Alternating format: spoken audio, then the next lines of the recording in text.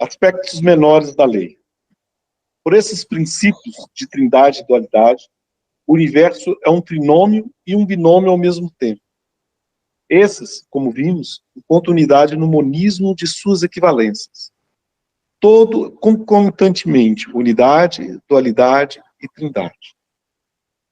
Ao lado desses aspectos principais da lei, temos outros menores, em que a unidade ainda se subdivide e se diferencia. As faces do poliedro são infinitas. A lei é verdadeiramente inexaurível. Pensai que código deve guiar o funcionamento de um universo tão vasto, tão complexo, regulado com tanta perfeição. Vimos o princípio das unidades coletivas, a qual corresponde, no aspecto dinâmico, o dos ciclos múltiplos, e no aspecto conceitual, o das leis múltiplas. Organismos de formas, organismos de forças, organismos de leis. Também em seu aspecto conceitual, o universo é um organismo. É interessante a forma como ele coloca, né? Ou seja, quais são os conceitos que são feitos no universo, ou seja, qual é a sua estrutura interna, ela também vai evoluindo, né? Nessas diversas dimensões em que ela vai perpassando, né? E em cada ciclo ciclo evolutivo, você tem aspectos diferenciados de uma lei muito maior, né? Nós vivemos num pequeno trecho, e as leis da natureza que a gente formulou, de aproximar, ou seja, modelos da verdadeira natureza, né? Lembrando sempre que esses modelos que a gente constrói são modelos, que são aproximações, como é que é a lei da natureza. Mas essa própria questão do conceito que ele fala, né? O jeito que o Bauge ou sua voz coloca, é a forma como a gente pode entender. Com certeza, quando a gente passar por ciclos mais avançados, nós vamos ter percepções muito mais abrangentes ou diferenciadas, que é complicado a gente escrever em palavras. Como vimos... Eu queria também só fazer um comentário nesse texto do Balde, que, né, quer dizer, de sua voz, que eu acho tão bacana, que é o seguinte, ele está colocando nesse livro, é um livro muito científico, né? Os outros livros do Balde, ele trabalha muito com o coração, mas nesse livro ele é muito científico, e tanto que foi necessário uma psicografia, foi a sua voz que passou essas informações. Esse livro veio aí em 32, basicamente veio com várias mensagens. O que acontece? A ideia da grande síntese é profundamente ligada com uma área da ciência que foi surgir só meio que 20 anos depois, que é a teoria de sistemas. Tem um pesquisador chamado Bertalanffy. O Bertalanffy, austríaco, ele propõe uma teoria que seria a teoria geral de sistemas, onde a gente observa toda a natureza, todo o universo, tudo que existe como de uma forma sistêmica, que ele forma unidades que são sistemas, que ele tem todo um processo, um dinamismo interno, e esses sistemas estão ligados em sistemas maiores, que estão ligados em sistemas maiores. A ideia já existia, essa ideia orgânica, mas não uma teoria onde tenta analisar os princípios de cada unidade. Quais são aqueles princípios padrões que existem em todos os sistemas, em todos os organismos? E o que a grande síntese ela propõe, basicamente com 20 anos de antecedência, e eu acredito até de forma mais profunda, porque ele acrescenta um aspecto espiritual e dimensional que o Bertalanffy ainda não tinha, embora o Bertalanffy em outros aspectos ele foi mais profundo. É a mesma ideia. Aqui, quando ele está colocando essas leis menores, ele está colocando a lei das unidades coletivas, ou seja, tem uma unidade coletiva, que é a ideia de sistemas. Quando fala unidade coletiva, é o que nós chamamos de sistemas. E ele está ligado com, quando ele coloca aqui do... gente, me faltou aqui a palavra, que é dos princípios das unidades coletivas, é isso, que ele vai se ligando em unidades maiores. Essa questão da trindade e da dualidade é algo que ele também trabalha, sabe? E agora ele vai trabalhar com outros aspectos, então está muito ligado à teoria de sistemas. Legal, bacana. Como vimos que a lei se decompõe em princípios menores, aqui ela se recompõe em maiores. Princípio de divisibilidade e recomposição, que reencontrais com evidência na possibilidade universal de análise e síntese, desde a química até a filosofia. Princípio de reunificação, na qual equilibra o princípio da subdivisão.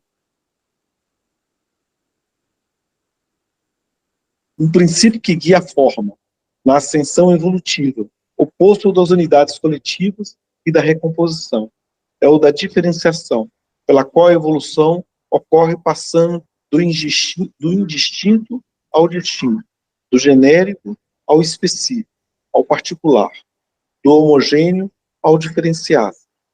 Essa tendência à multiplicação dos tipos, à subdivisão da unidade, encontra seu contraimpulso compensador, com a qual se reconstrói o equilíbrio, na tendência à reorganização e reunificação, provocada pelo princípio das unidades coletivas.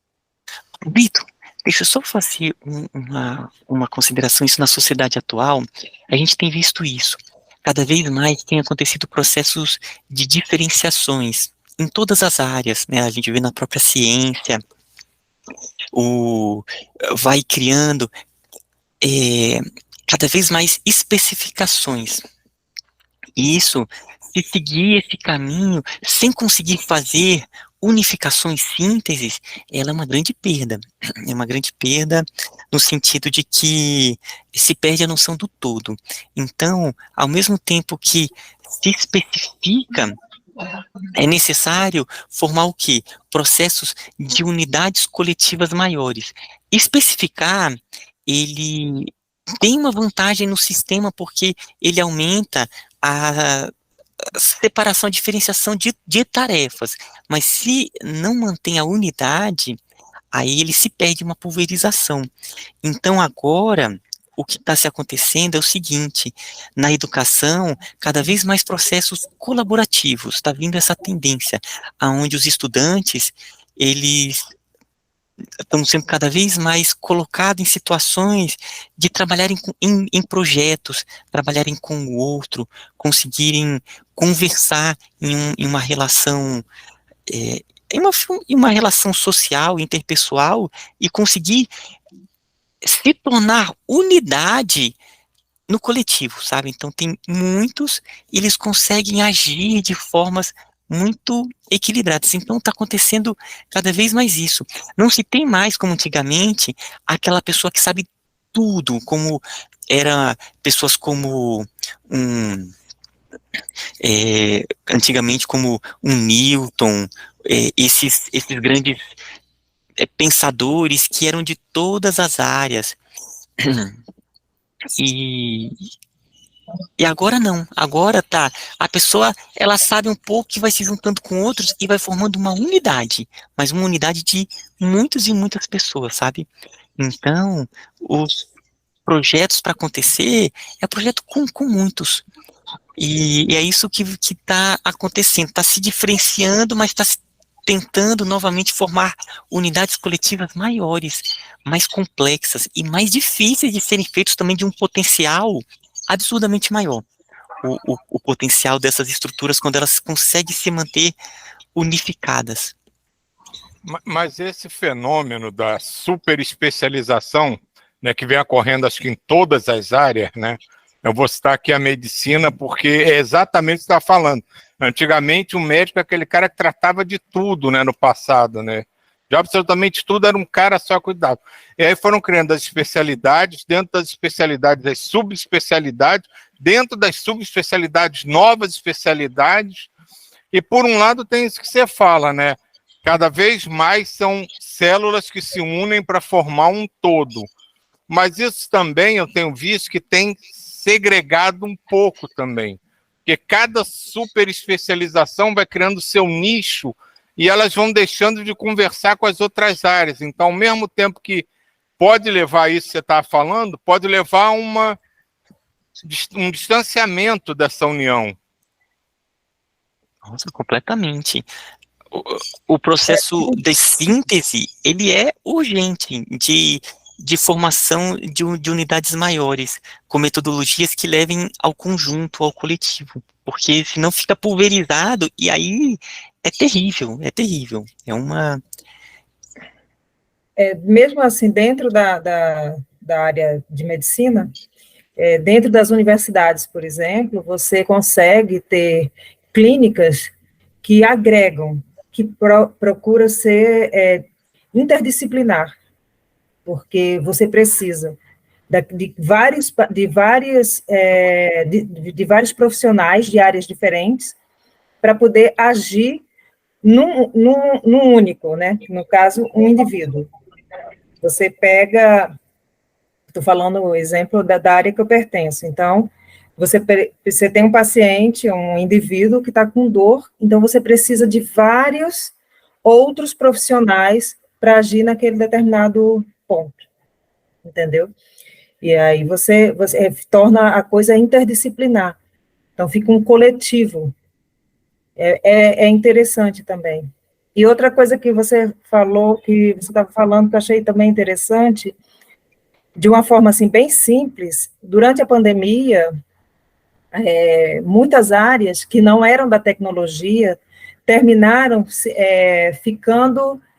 fazendo um coletivo com os próprios estudantes, porque a partir do momento que você tem que funcionar online, e muita gente não sabia usar a ferramenta, terminou que a ajuda desses estudantes que estão sempre ligados, conectados e tal, foi fundamental para muitas disciplinas, pelo menos dentro da universidade que eu estou ligada. E foi bem interessante essa troca. Só vou levantar mais um aspecto nesse contexto todo, que é estranhamente controverso às vezes, porque nesse caso específico, né, não só na área da saúde, mas em qualquer área que você tem que passar por vários especialistas para chegar a uma conclusão final, a pessoa que está ali buscando a informação, ou no caso um diagnóstico, seja lá do que for, ela se incomoda, isso eu vejo na prática, por ter que passar por vários especialistas. Ela quer alguém que resolva o problema dela, um único e o mais rápido. Então, o atendimento multidisciplinar, isso é uma verdade incontestável, né? Cada dia mais presente, né? Mas isso eu vejo que incomoda muito aquela pessoa que procura a solução do seu problema. Porque você vai num, aí tu dá um pedaço, aí manda em outro para dar outro pedaço. E aquilo começa a incomodar e irrita realmente a pessoa que está ali buscando a solução. Então, acho que esse trabalho tem que ser muito mais feito em quem está buscando a solução do que quem está fazendo parte desse conhecimento multidisciplinar, né, que vai dar a solução, né? Isso é interessante, porque eu e o Ismael damos aula num curso que é de Ciências Naturais, licenciatura em Ciências Naturais, formar professores de ciências, principalmente do ensino fundamental. Mas os professores da universidade não tem ninguém que é formado em Ciências Naturais. Tem o físico, tem o químico, tem o biólogo, tem o geólogo, tem o pedagogo, tem o matemático, e a gente tem, então, nós estamos formando um profissional que é um profissional que tenta fazer essa síntese das várias ciências naturais e ter uma visão mais globalizada. Mas nenhum dos professores tem essa visão ainda. né? Isso é um curso extremamente enriquecedor por conta disso, né?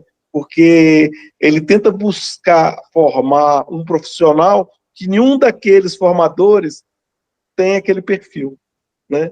E talvez no futuro nós vamos ter, então, professores que estão essa visão de síntese muito melhor do que nós que somos muito especialistas, sabe?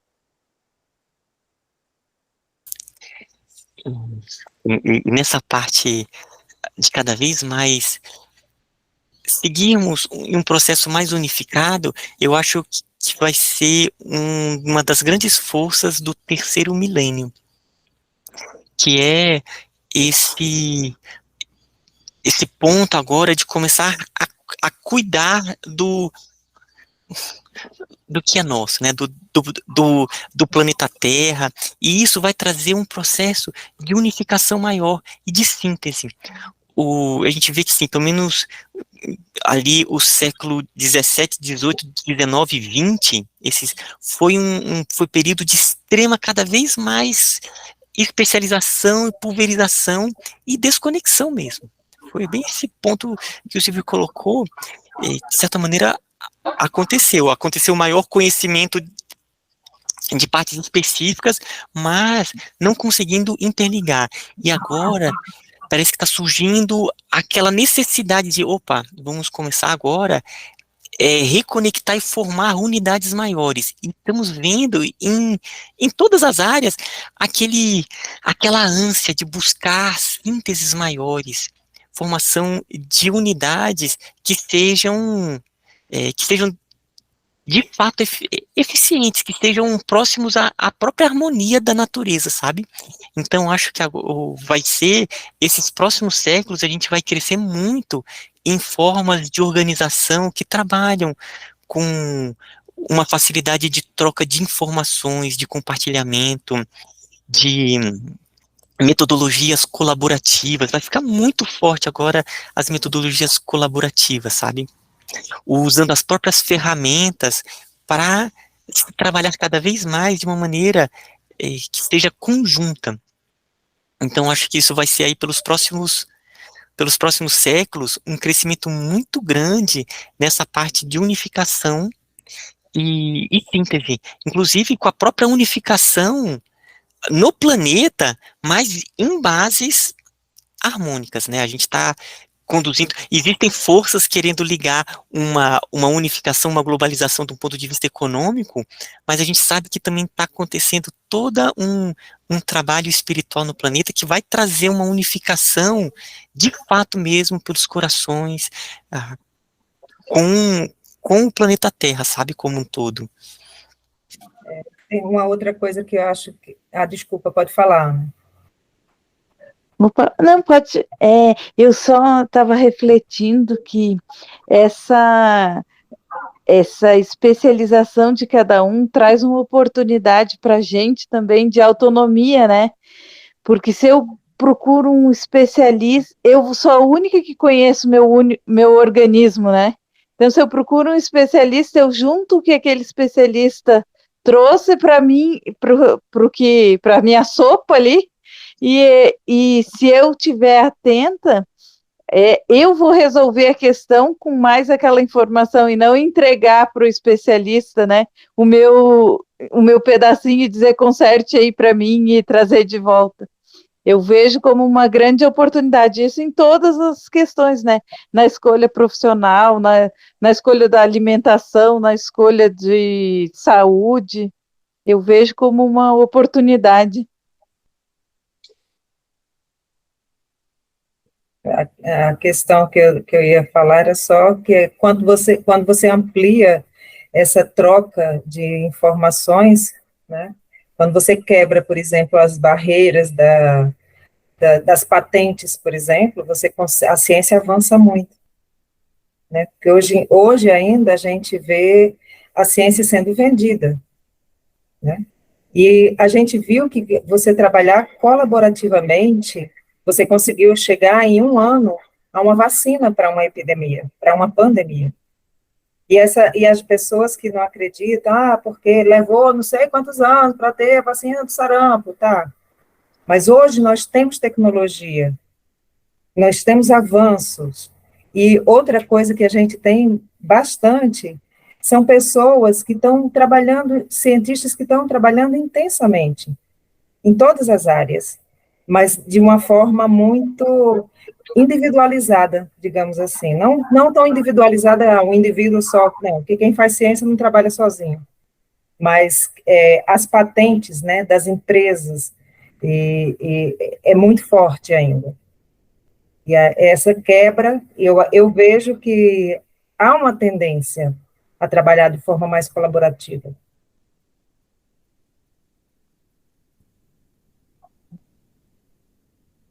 Legal. Esta reorganização implica uma progressão constante em complexidade. Essas leis são forças, tendências, que constituem como um instinto, uma necessidade do devenir e de ser, segundo esse mesmo princípio.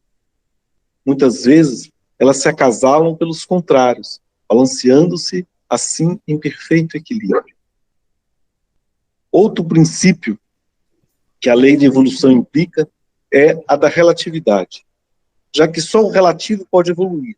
A evolução só é possível no mundo sucessivo finito, progressivamente perfectível, como é o vosso. O princípio do mínimo esforço regula a economia da evolução, evitando o dispêndio inútil de forças. Esse princípio de mínimo esforço, na física, ela é um dos princípios básicos, né? Sempre procurar onde tem o menor custo energético, né? O menor esforço que tem. Então, dentro da física, a gente, baseado no princípio da simetria, no princípio do mínimo esforço, né, você consegue, a partir daí, criar modelos matemáticos que conseguem recuperar várias das leis, leis de Newton, teoria eletromagnética e companhia limitada. É muito bacana você usar essas ideias que estão aí. Deixa eu só fazer também uma consideração sobre isso. Realmente, na física, é tão básico esse princípio, e, inclusive, ela é retirada, ela vem em uma linguagem matemática. A gente trabalha matematicamente com esse princípio do mínimo esforço, que vem como princípio de Maupertuis, né? O Paulo Brito vai saber, que é esse que a gente vê na mecânica. Então, toda a natureza, ela segue realmente o caminho para economizar o máximo de energia. De todas as possibilidades, ele acaba seguindo a lei, ela acaba seguindo aquele de menor energia. Então, por exemplo, e o Paulo Brito me chama a atenção se eu tiver errado nesse ponto. A gente mandar uma sonda para a Lua. E você, opa, manda, coloca lá com uns motorzinhos no seguindo o caminho reto. Ou seja, o caminho reto parece que é o caminho que é o mais curto. Então é o caminho melhor. Mas não, ele seguindo um caminho orbitando em torno da Terra, ele é o caminho melhor, porque é o caminho que despende menos energia. O outro ia ter que gastar muita energia para seguir o caminho reto. Então, ele vai seguindo, usando a própria lei, é o caminho que chega na Lua com dispêndio de menor energia, e a natureza segue isso. Qual é o que despende menor energia? Ah, mas o caminho está sendo maior. Mas esse é o que despende menor energia. Então, é uma sabedoria da natureza linda, linda, eu acho o princípio do mínimo esforço, sabe? É isso mesmo. O princípio de causalidade garante a concatenação no desenvolvimento fenômeno, já que o efeito deriva da causa, antecedente e consequente. Ele liga em rígida conexão os momentos sucessivos do devenir. Essa lei assinala o ritmo de vosso destino. É quase que uma seta do tempo, né? Dizendo quem vem antes e o que vem depois, né? Paralelo ao princípio de causalidade está o da ação e reação. Observar esse dualismo ativo-reativo nos fenômenos sociais, que não progridem em linha reta, mas por caminhos tortuosos de impulsos e contra-impulsos, recordando-vos do percurso dos rios. Não há dúvida de que eles avançam em correnteza que oscila entre as duas margens, do bem e do mal. Cada posição, cada conquista, cada afirmação é levada até as últimas consequências, até o abuso. O homem, totalmente inconsciente, não sabe parar, senão quando a lei de reação levanta um dique. Mas também a reação chega depois até o abuso, até onde a própria lei constrói novo contradique e repele o impulso. O homem, absolutamente ignário e passivo diante da lei, é totalmente incompetente para dirigir-se a si mesmo. Acreditais que sejam os governos e os parlamentos que guiam os povos? Não. Eles constituem apenas um expoente. Mesmo nos períodos de anarquia, a história caminha por si, sabiamente guiadas pelas forças ocultas contidas na lei. Paulito, essa parte eu acho ela tão profunda que era bacana de começar na próxima semana dessa parte. E o Baldi, ele gosta de falar muito uma frase que é assim: não é o humano que cria a história cria o seu homem. E ela tem um ponto orgânico por trás, mas aí, né, na próxima semana eu vou falar como que o Baldi ele trabalha. Ele trabalha muito com esse aspecto orgânico da sociedade, sabe? Então eu acho muito bonito. Sim.